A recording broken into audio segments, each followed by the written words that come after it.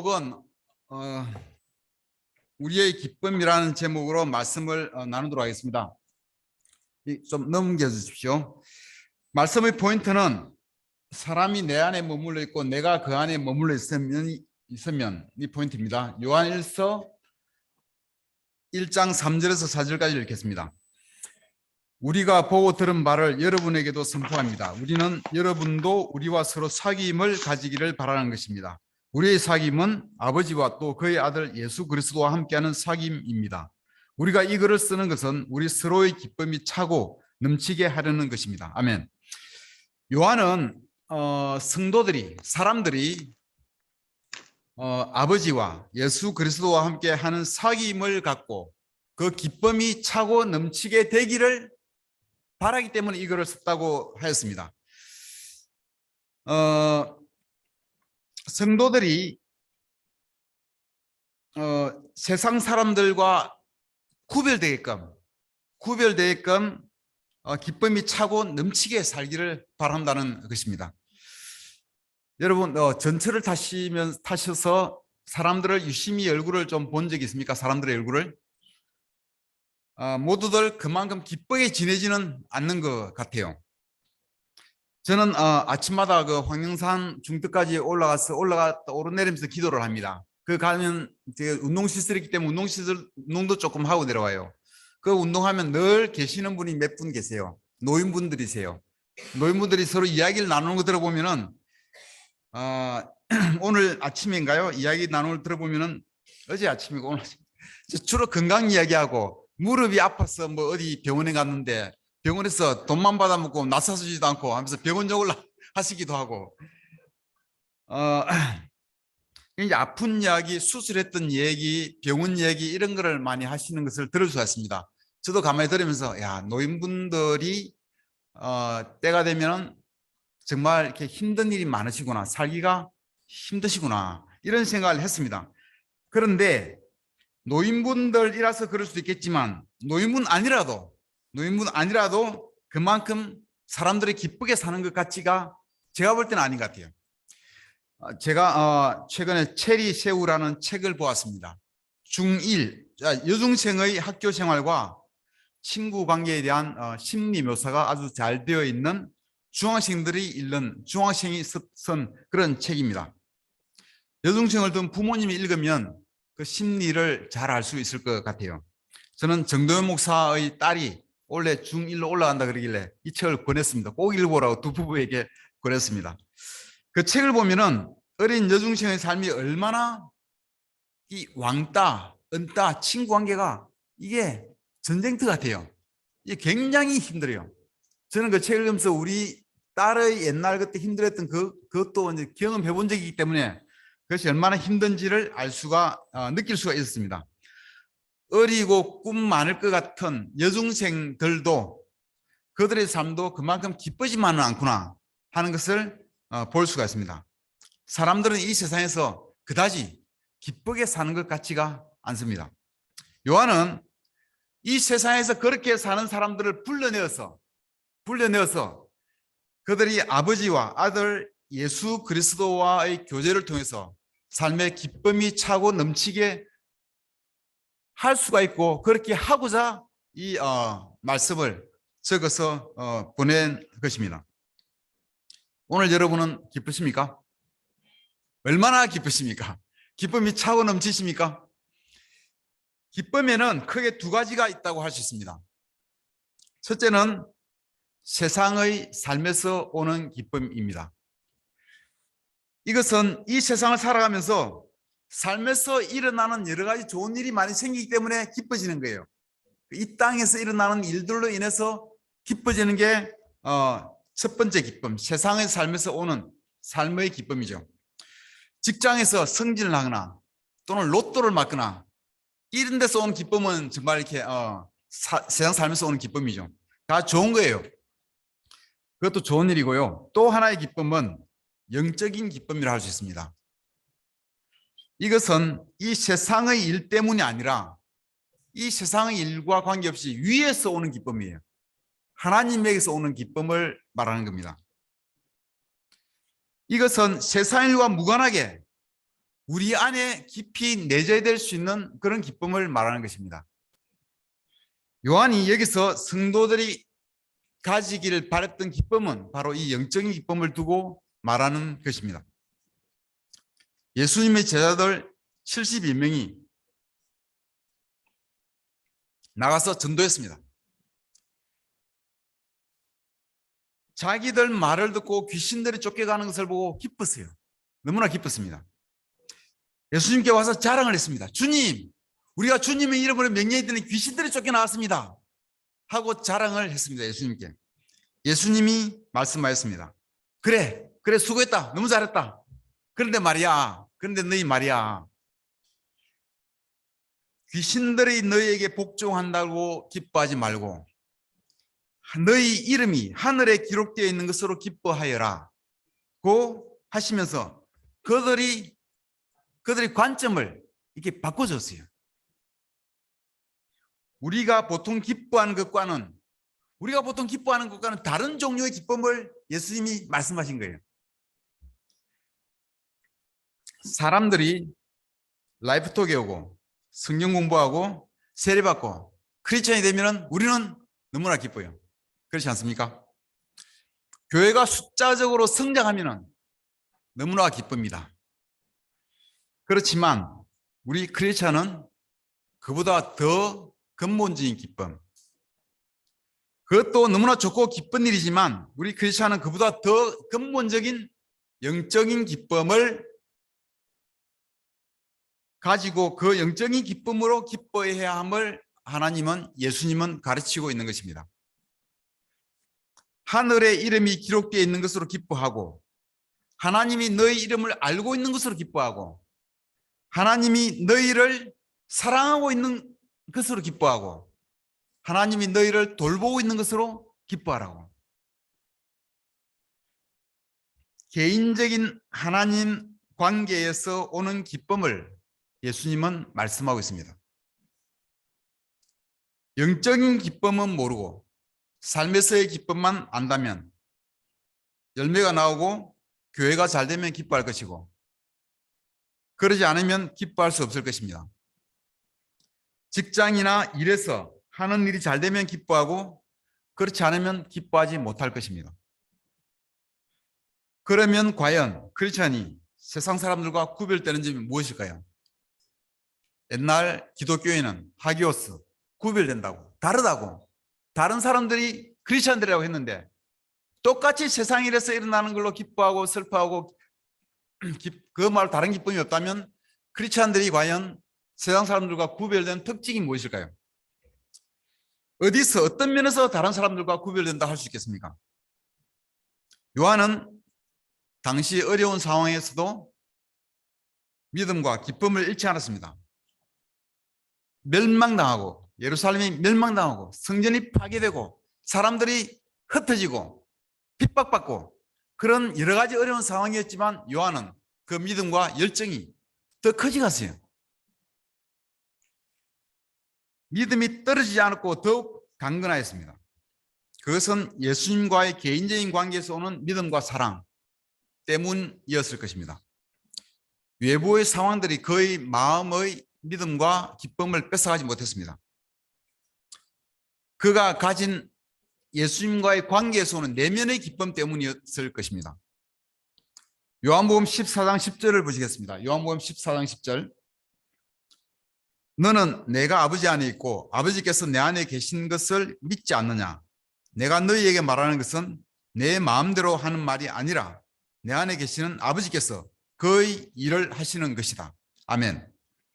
예수님은 하나님 아버지와 아주 깊이 있는 교제를 나누었습니다.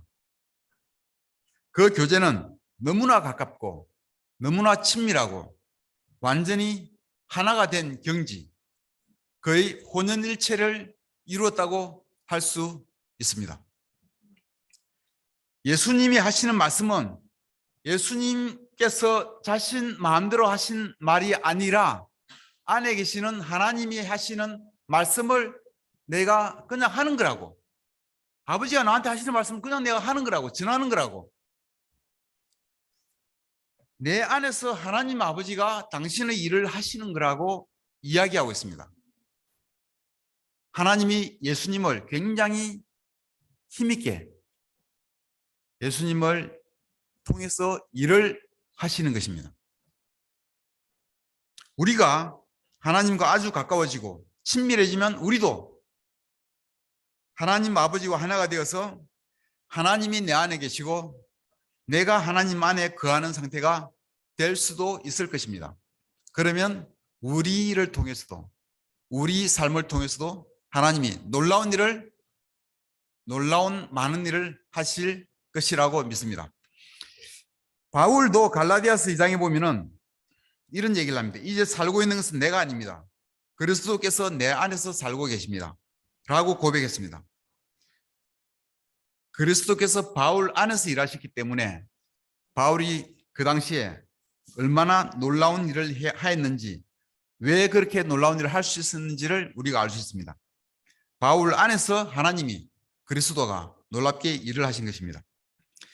1세기의 많은 제자들이 어떻게 그런 핍박에서도 기쁨을 가져갈 수 있을까? 어떻게 바울과 실라가 감옥 안에서도 찬양 부르면서 기쁘게 노래 부를 수 있을까?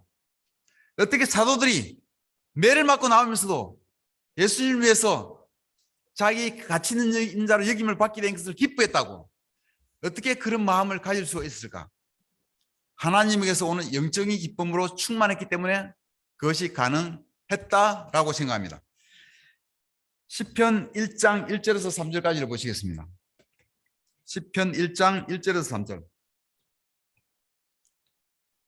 복 있는 사람은 악인의 꾀를 따르지 아니하며 죄인의 길에 서지 아니하며 오만한 자의 자리에 앉지 아니하며 오로지 주님의 율법을 즐거워하며 밤낮으로 율법을 묵상하는 사람이다. 그는 시냇가에 심은 나무가 철따라 열매를 맺으며 그 잎이 시들지 아니함 같으니 하는 일마다 잘 될 것이다. 아멘.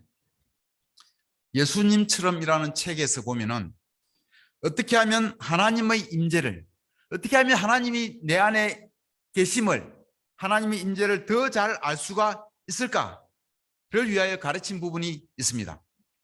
그것은 첫째는 아침 일어날 때, 아침에 눈을 뜨자마자 하나님을 생각하고 하나님께 기도하라고 이야기하고 있습니다.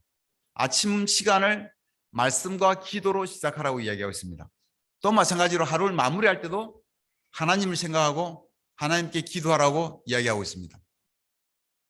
또 더 중요한 것은, 뭐 더 중요한지는 모르겠지만 또 하나 있습니다. 그것은 아침부터 저녁 마무리할 때까지 하루 종일 그 중간에는 하나님을 다 잊고 생업에 전념하라고 하지 않았습니다. 일은 열심히 하되 종일 하나님을 생각하고 말씀을 묵상하라고 하였습니다. 하나님을 생각하고 하나님과 침묵의 시간을 보내고 말씀을 묵상하라고 되어 있습니다. 여러분은 아침에 큐티하고 나머지 시간 자기 전까지 여러분 큐티한 말씀에 대해서 몇 분이나 묵상하십니까? 심성철 형제 웃는데 몇 분 묵상하세요? 아침에 큐티하고 그 말씀을 묵상하고 하나님에 대해서 우리가 얼마나 묵상하시는지요? 묵상, 그것은 깊이 생각하고 아주 깊이 또 생각하는 것입니다. 예전의 드라마에서 나왔던 잠시 유행했던 말이 있습니다. 내 안에 너 있다 하는 그 유행했던 말이 있습니다. 한 남자가 한 여자를 너무 좋아하게 되면은 그 마음속에 정말 그 여자가 들어가게 돼요. 그는 밤낮 그 여자를 묵상하게 됩니다.